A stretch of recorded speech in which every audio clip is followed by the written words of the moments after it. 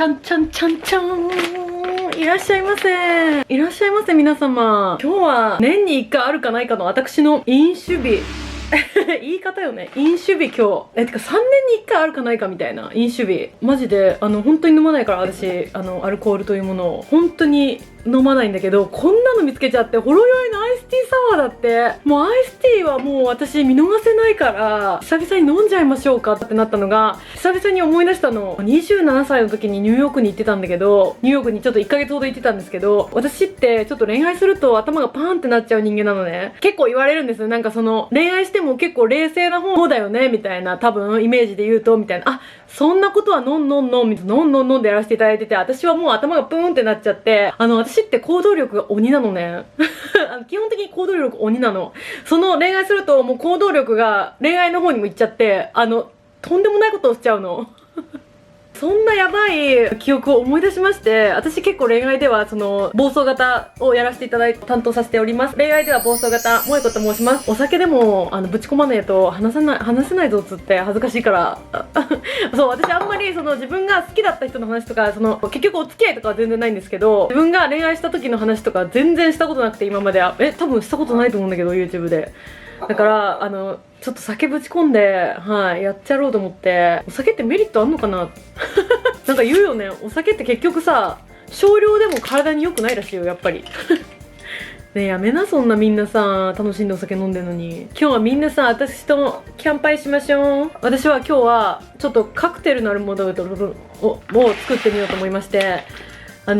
ゴー、パイナップル、ストロベリーの3種のフルーツミックス、ででん。カルピスのマンゴーミックス、マンゴー&オレンジ、ででん。ほろ酔いアイスティーサワーを混ぜていこうと思います。とりあえずまず3種のフルーツミックスをぶち込んでいきます。うわ、めっちゃいいじゃん。ぶち込みまーす。イエーイ。お、最高。やば。うわ、夏。これ氷代わりにも多分なる。知らんけど多分なる。みんなってさ、その恋愛をしてても全然冷静でいられるタイプの人間あんまいないと思うんだよね。冷静を続けられる人間ってどうなんだろう。やっぱ男女ともにさ、やっぱクレイジー化するイメージがあるんだけど、私の中では恋愛しちゃうと。まあ、年齢にもよるのかな。もうある程度経験された方だったらそんなことないのかな。ててーん、入れていきます。てれー、最高かよー。ちょっと待って、最高確定ルルルルル。やばっ。やばいよね。これ飲んだことない。ほんとほろ酔いアイスティーサワーいつ出たんですか。私本当にさ、アルコールあんま好きじゃなくて。だってさ、なんか怖くない？なんか自分、なんか酔っ払った人が怖くて、電車とかで見かける。なんかもう、我を失ってんじゃん。もう、あれになるっていうのが怖くて、そのアルコールというものが。めっちゃいい匂い。ちょっとこれだけでいただきます。キャンパイ。あ、うまっ。マジで紅茶の味する。ということで、これに注いでいきます。最高かよっちゅって。ヒュー、やば、マジで可愛いじゃん。超おしゃれキャクテルじゃん。キャンパーイ。今日は酔っ払っていきましょう。イエ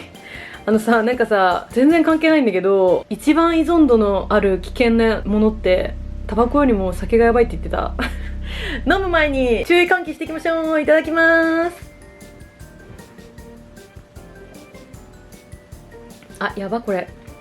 マジで美味しい。こういうのが一番危ないよね。なんかさ、ジュースみたいにさ、ごくごくいけちゃうやつが一番危ないよね、結局のところ。マジで美味しい。めちゃくちゃうまい。ですね、ちょっと話していっていいですか。ちょっと酔っ払ってきたので。早っ。私は、そのニューヨークに27歳の時に、だから8年前。前すぎて怖い。8年前に、ちょっとだけ短期留学というか、夏にね、行ったんです。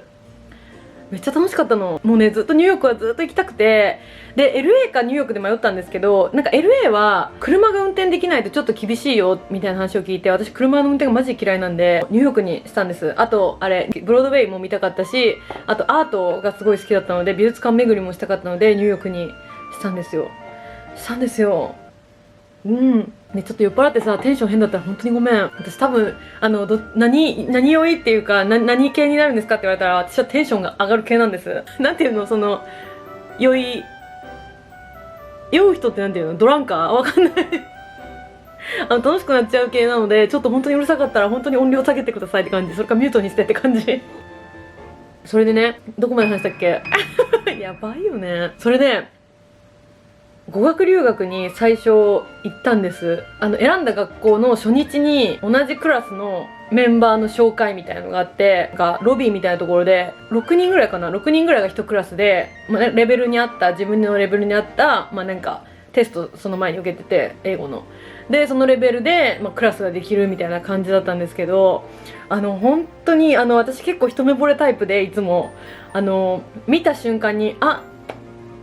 かっこいいってなったんですね。ってなっちゃって。でも、なんて言うんだろう。なんか、ズキュンって感じじゃなくて、普通に、あ、かっこいいな、みたいな感じのレベルの感じだったんですけど、誰に似てるって言われたら、ジョナス・ブラザーズさんってご存知ですか？ジョナス・ブラザーズさんの真ん中、だからなんか、次男かな、次男にめっちゃ3人のね兄弟でやってるバンドがあるんですけど、バンドなんかトリオ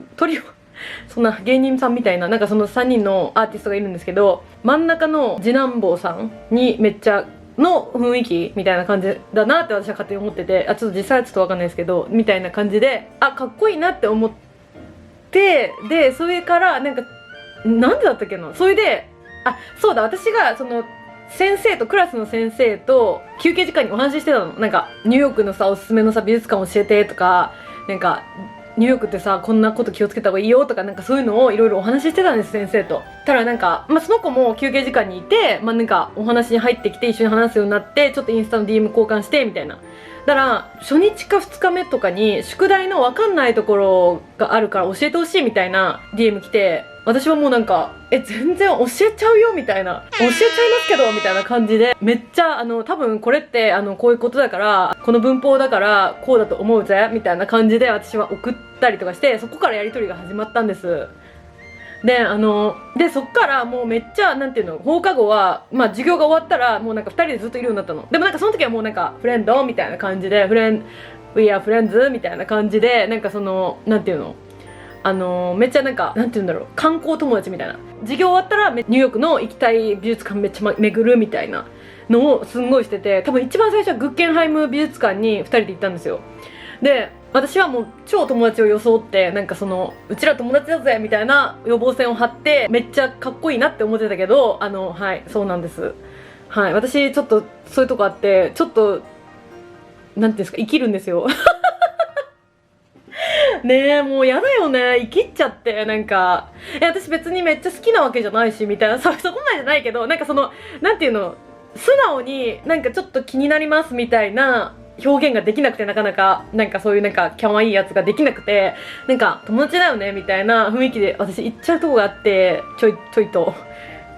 あとニューヨークブリッね、酔ってますよね私。早くない？これ 3% だよ。でもなんかもうすでにさ、口の中酒の匂いするもんやだじゃあ飲むなってな話しような、本当に。でも飲みたい気分だったんですよ、久々に。でブルックリンブリッジとかも一緒に行ったりとかして見たりとかしたりとか、あとなんかニューヨークってね、あれなの、月に1回多分今もやってると思うんですけど、なんか美術館とか博物館とか無料の日があるの。やばくない？すごくない？私はもうマジで尊敬する、その教育のパワーに。で無料の日とかに行ってみたりとかしたりとか、なんかいろんな博物館をねめっちゃ回ったりとかして、なんか感想を言い合ったりとかしたりとか、宿題を一緒にやったりとかをずっと毎日やってて、でもう私はもうそんなんめっちゃフォーリンラブだよねめっちゃ好きになるよね、そんな普通に。性格は結構おじいちゃんみたいな感じなの。私が基本ここ行きたい、あそこ行きたいみたいなこと言って、おじいちゃんがついてくるみたいな、なんかそうだねみたいな、なんか素敵だねみたいな、なんかそういう感じの性格の方で、おとなしい系みたいな感じでめっちゃいろんなニューヨークのところでいろんな観光とかして、いろいろなんか見たりとかしたりとかして、私はめっちゃ恋したのするよね、しちゃうよね。でもなんかめっちゃ言うの、なんか周りには、いや友達だしみたいな、友達だしみたいな、そんなわけねえだろみたいな感じじゃん、マジで。男女2人でさずっと一緒にいてさ、なんか友達だって言い張りたかった時期、はい、で27歳で子供やっぱライバル出現するわけですよ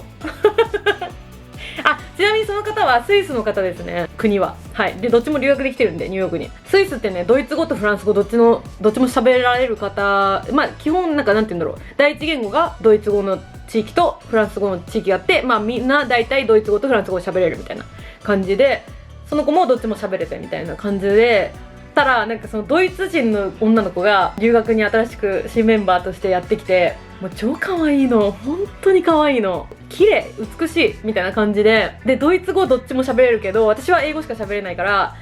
話に入っていけないの。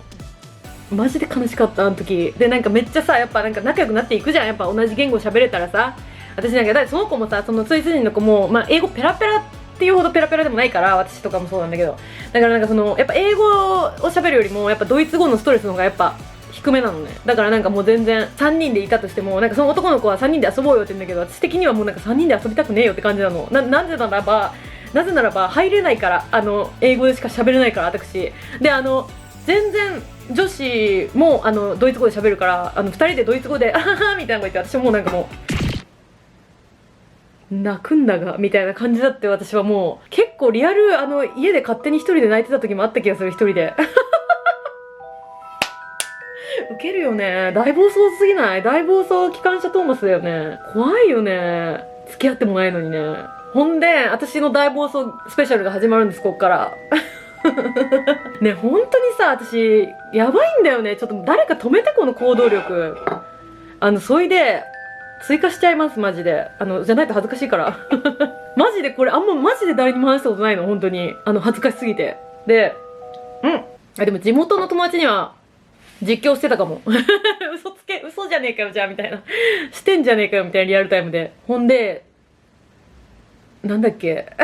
であれなの、その男の子とビーチ、サウサンプトンっていうなんかすごい素敵なビーチがあって、ニューヨークにちょっと電車で1時間弱とかでニューヨークの市内から行けるんですけど、市内っていうか、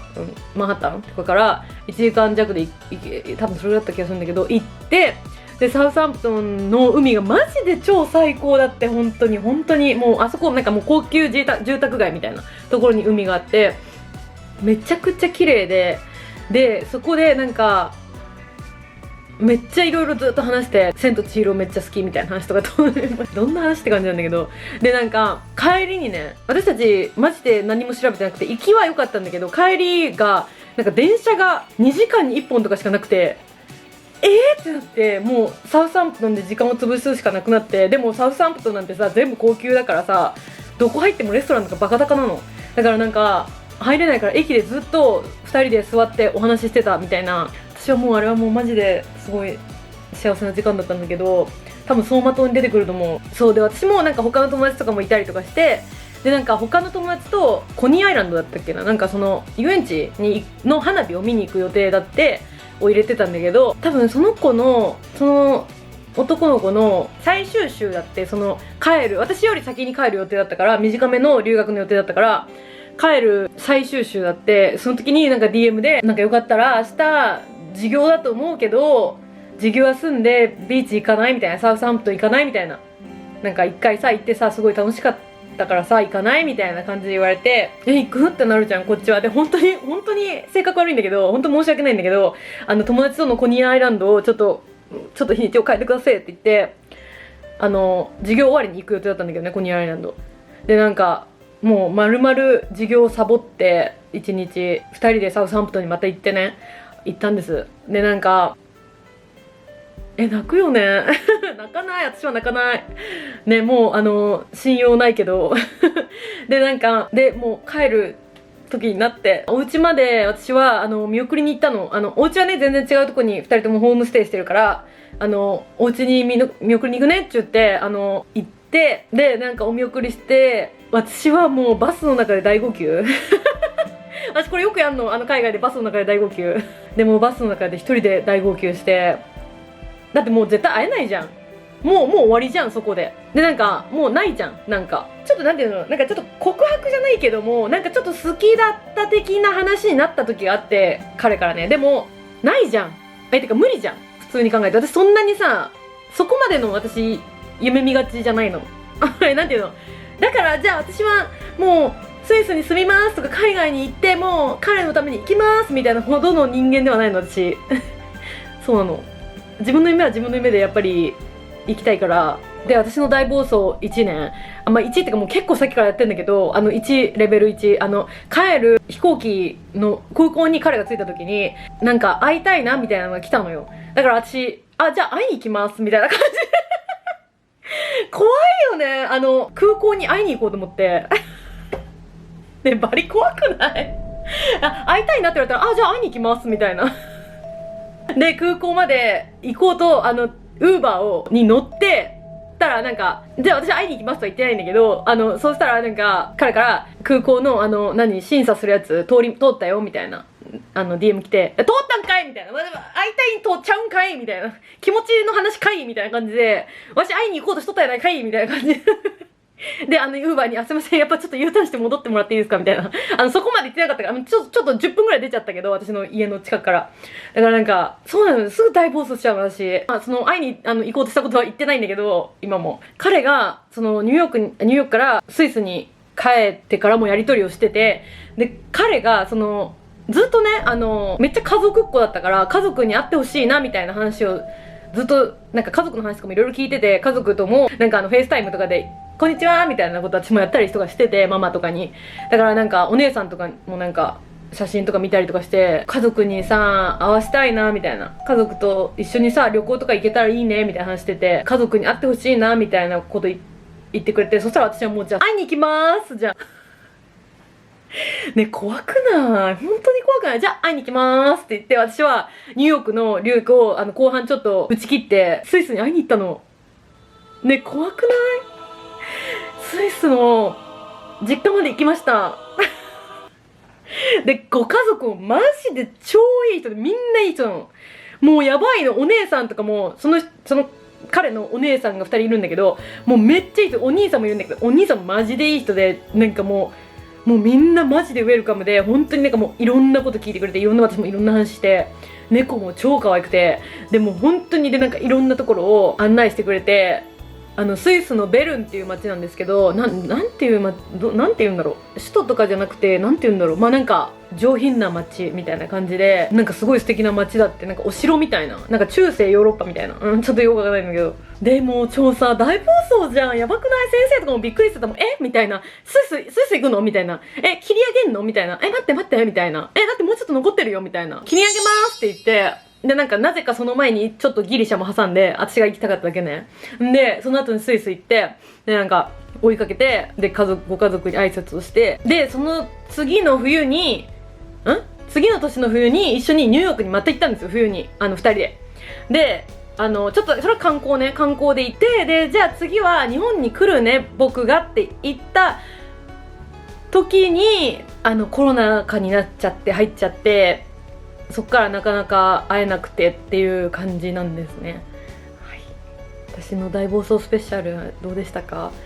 私もう本当に好きになっちゃったら本当に大暴走クレイジーウーメンで止まれないんだよね。これマジどうしたらいい？でも私は今は自分を信じたい。私はまだマシになったと思う。多分この何年 ?8 年とかで多分。だって27歳ってちょっとまだクレイジーだったから私今より。どうだろう？今の方がクレイジーかもしれない。でもさ、みんなさ、1回ぐらいはさ、人生で1回ぐらいやばいことしてるよね。なんかこの時の自分おかしかったなみたいな時ってない？あってお願い。で、多分私今でも同じことしそうな気がする、結局。結局する気がするの、私。なんかそこでマジで結婚とかまでなんかなんていうの、行くとは思ってなかったけど、もうとかまではさすがに考えてなかったけど、でもなんか今会いたいから会いたいみたいな。私でも20何歳の私に一言言うなら、もうやりきれって思うもん、マジで。やっぱりやっとけって、後で後悔するくらいならやっとけみたいな感じっていう、やっぱりだから後悔はないの、本当に。でっていう、はい、黒歴史がありました。私の大暴走スペシャル。最近はね、私はね、その大暴走はちょっと、はい、だいぶ弱まっててというか、あんまりちょっと恋愛をしておらず、それから8年ほど。ウケるよね。ね、本当にやめた方がいいよね、私こういうなんか大暴走するの。なんか惹かれると思う、普通に。よくわかんない、弾いてたのかな、裏で弾いてたかもしれない、もしかしたら。でもマジでね、楽しかったの、本当に。でもなんか、そう、なんか、でも振り回されるのは、やっぱりもう、楽しくないなって思うので、まあ勝手に私が振り回ってんだけど、私が勝手になんかなんていうの、自転じゃない、何、好転、私が好転しちゃうのすぐ好転しちゃうから、私のこともう好転女って呼んでください。もう本当に好きな人ができちゃうともう本当に好転しまくる。私は全然自転もしてるかもうまっ。待って、これマジで美味しい。私ほろ酔い今まで23個しか飲んだことないけど、種類これマジで一番好きだから。私さ、普通になんかまた恋愛恋をしたら誰かにやばいこと分かってんの、自分で。なりたくない気持ちもあんの。そう、ああいう自分に。怖いから、何をするか分かんないから、何をしでかすか分かんない。もう一人自分がいる感じ、自分の中にホラーだよね。夏のホラー話です、これは本当に。みんなはさ、恋愛でさ、大暴走したことある？本当教えて。もし大暴走スペシャルがあったら、みんなもさ、好きな人の周りをさ、好転してたら教えて。時点でもいいけど、まあ、それからは彼とは、まあ、インスタ上ではまあ普通になんかコメントしたりとか、なんかそういう反応とかしたりしてるんですけど、でもなんかそうですね、別になんか今はさすがに恋愛感情はないとかって言ってみます8年は長いよねって思います。8年は長いなって思います。そう、すごい楽しかったから、多分なんかいろんなフィルターもかかってると思うんです。なんか留学フィルターってあるあるじゃないですか。留学先で恋愛するってあるあるじゃないですか、多分。だからなんかもうやけ酒みたいになってる、本当に。っていう私の大暴走女酒久々話でした。でも楽しかった、普通に。多分昔ほどは好転できなくなってるって私は自分でも思う。なんかでもそれでいいって思う。なんか昔は完全にもう自我を失ってた。自我を完全に失ってたから、それはなんか自分も苦しかったし、なんか泣いたりさしてたし、なんか勝手に振り回されて自分で好転してるくせに、別に好転しろって言われてないのに私が勝手に好転するから。だからなんかもうそうですね、はい、これからは安心と愛のある恋愛をしたいなって思います。乾杯。やば、これマジで普通に炭酸みたいに飲んじゃう。怖い。ということで今回も聞いてくださって見てくださってありがとうございました。皆さんもさ、大暴走クレイジー好転話があれば教えてね。ここで洗い流しちゃおうということで今回も見てくださってありがとうございました。また次の動画でお会いいたしましょう。ほんじゃまたね。なんか私もすっきりしたわバイバーイ。